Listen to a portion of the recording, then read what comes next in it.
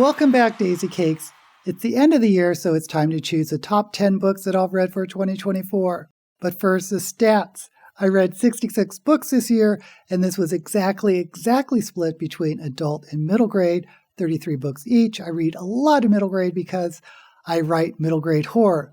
I haven't been published, but I'm trying. It's a big journey. Anyway, dividing by genre, it is 15% sci-fi, 5% contemporary, 27% fantasy, 42% horror, 11% mystery. However, breaking that between middle grade and adult, you see in middle grade, I've read 61% horror because that's the genre I'm trying to break into, and 27% fantasy, 9% contemporary, 3% mystery. In adult, it's almost evenly divided or closely divided between science fiction at 31%, fantasy 27%, horror 24%, and mystery 18%. In mystery, I'll tell you right off the bat that all those are from Flavia de Luce novels. So let's get started with my top 10 for 2024. I am picking The Three-Body Problem as number 10. This is the first novel in the Liu Cixin series, and yes, I'm late to the party. I read the English translation of the Chinese science fiction novel this year. It's about first contact with a species that has evolved in a solar system with 3 suns. The three-body problem refers to the mathematical problem of figuring out the orbits of 3 suns in the same solar system. First contact occurs with a disgruntled astrophysicist back in the early days of communist China, but then we jump to the present where notable scientists are committing suicide and we need to figure out why. I think this is a fascinating book that follows the Asian plot structure of Kisho Tenketsu, which you don't see much in modern Western literature. You do in Robert Heinlein's old Juveniles, but it relies on a big plot twist that puts the story on a whole other trajectory, which blows Western readers away because they're not used to seeing this type of story structure. I'll be honest, I read the second book and decided not to read the third book, at least for now, but there's no doubting why The Three-Body Problem is such a phenomenon. It's been adapted into a Chinese miniseries and it's also been adapted as a Netflix miniseries. Unusual for me, I went highbrow with number 9 because it is Same Bed, Different Dreams by Ed Park, a very unusual novel that was a finalist for the Pulitzer Prize in Literature. It was recommended to me by one of my followers, Cappuccino Crafts, who sometimes comes to my live streams. Now, I thought this was a very experimental work in terms of plot. The author, Ed Park, reminded me of Kurt Vonnegut, not because their writing styles were similar, they're very different, but because of the tongue-in-cheek, almost breaking the fourth wall nature of the story. Same Bed, Different Dreams is very meta because it is about a book called Same Bed, Different Dreams by a South Korean poet, which recounts the history of the Korean provisional government. The story jumps to different timelines, sometimes to the past, sometimes to the future. You learn a lot about contemporary Korean history going back to the Japanese occupation during the first half of the 20th century. I had a hard time initially getting into the story. I did not find this an easy read, but once I did get into it, I was really impressed by the story and what the author did. I can understand why it was a finalist for the Pulitzer and recommend it to anyone who likes unconventional experimental literature and wants to learn about some really fascinating and sometimes disturbing facets of contemporary Korean history. You know it was coming, the Flavia de Luce series by Alan Bradley. It's been on my list for the last couple of years. I've been slowly reading all the novels, using them as my comfort reads. This year I read 5 Flavia de Luce novels, which includes the last novel, which was published earlier this year, What Time the Sexton's Spade Doth Rust. Now, this last novel was probably my least favorite of the Flavia de Luce novels because it rewrote the lore or the canon of prior books in a way that I had trouble buying into, but still, if you have not read any Flavia de Luce novel, you really should. They are cozy mysteries where the main character, our eponymous detective, is an 11-year-old girl who is a chemistry genius with a very dark, macabre view of the world. The novels are set after World War II, after Flavia's mother dies and her father was released as a POW by the Japanese along with his friend who becomes the Deleuze's manservant. Flavia lives with her two awful sisters in a decaying English estate. Flavia seems to always, much to her delight, get embroiled in murders. The books are written first person from Flavia's point of view, and her voice on the page is amazing and addictive. Also, the historical details that are in almost every paragraph feels so accurate, you really think you're peeking into another time. Since I've now read all of the Flavia Deleuze novels, I'm on the hunt for a new comfort read series, and thus I picked up Every Heart a Doorway by Shannon McGuire, the first of her Wayward Children series. I've liked Shannon McGuire's books before, especially Middle Game, so I wasn't surprised that I loved this first book in the series about a halfway house for children who have returned from portals into other worlds. So apparently worlds like Narnia or Oz or Wonderland can leave psychological scars on those who visit and return, which is kind of a neat twist on portal fantasies. A woman named Eleanor West runs Eleanor West's Home for Wayward Children.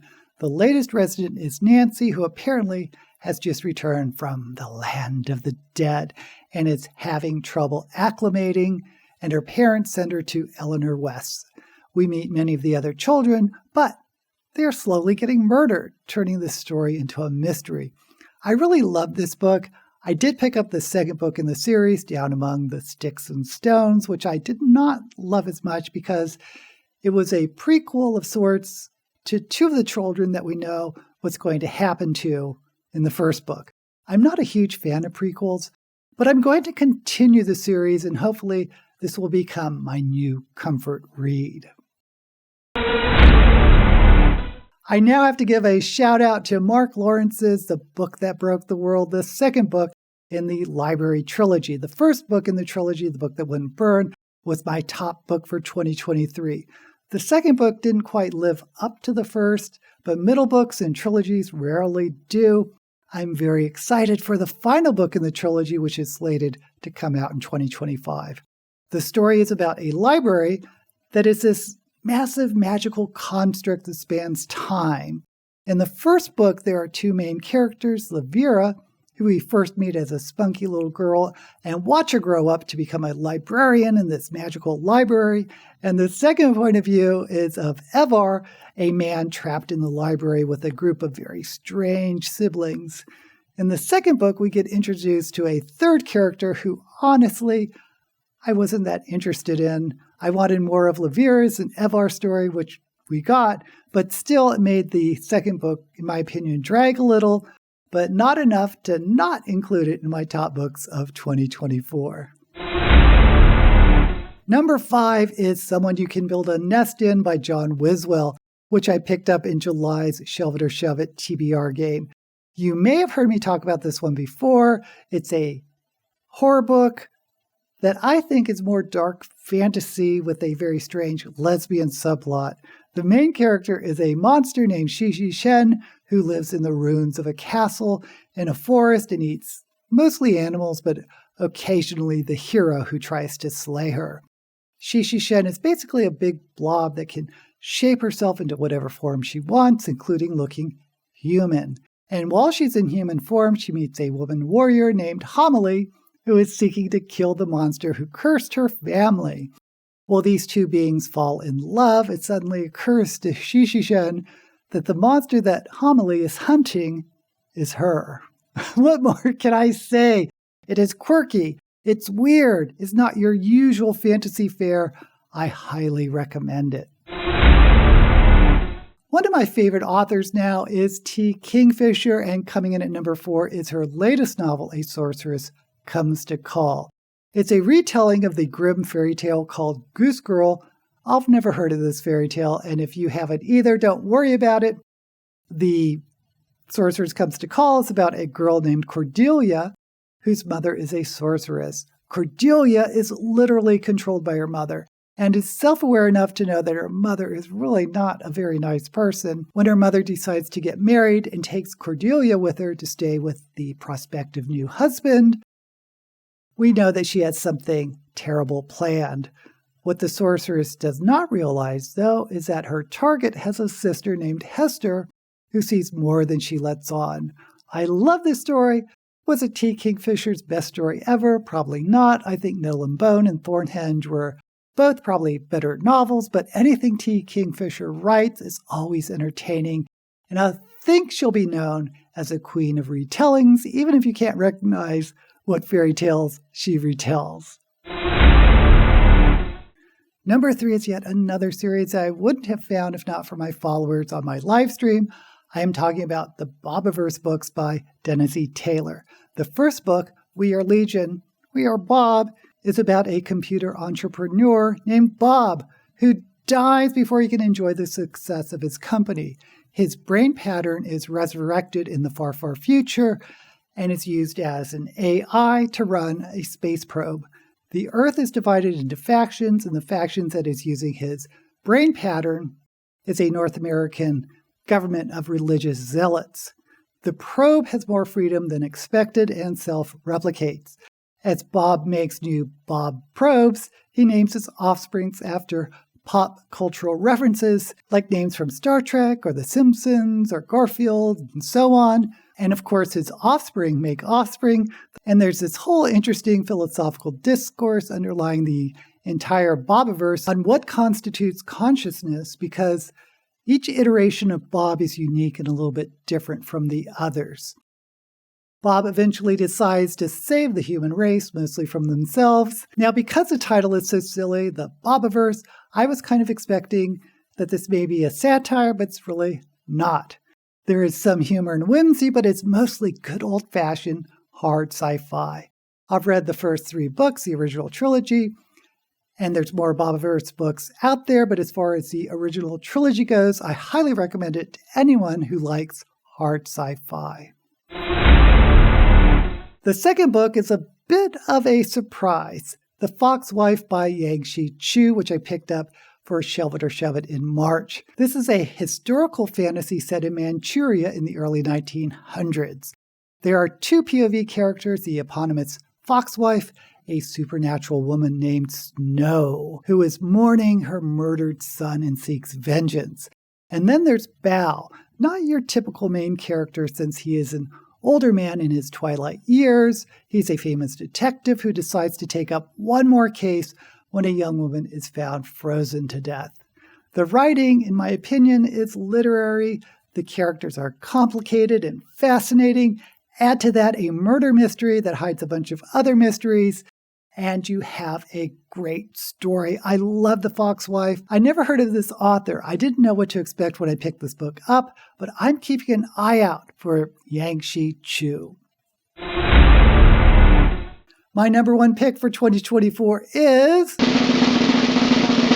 Wind and Truth by Brandon Sanderson, the 5th book in the Stormlight Archives. Now, I know everyone and their cousin who reads epic sci-fi is reading this or has read it, and I am certainly no exception. This is the longest of all the Stormlight books, clocking in at over 1,300 pages. I actually didn't realize this book was the conclusion of the first story arc in these archives, which I think is really cool.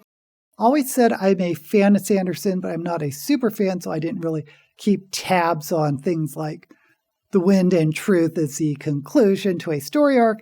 But can we just sit for a minute and contemplate the fact that the world building for this series is second to none? Sanderson bases all of his books on the Cosmere, which is the universe he created where a god has splintered, and each splinter, or maybe multiple splinters, finds their way to various worlds, which manifest as complex magic systems.